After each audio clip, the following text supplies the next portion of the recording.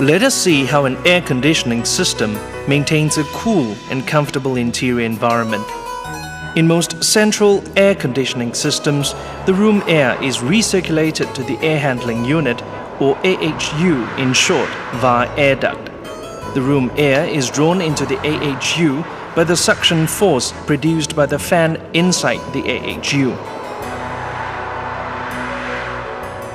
In the larger system, a separate return air fan may be installed in the return air duct to draw the air back to the AHU, where some outside air is introduced. The mixture of return and outside air is passed through a filter before passing across the cooling coil.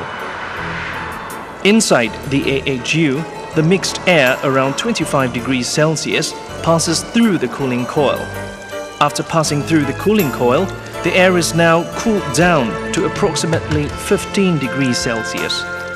The cooling coil is made of copper tubes and aluminum fins.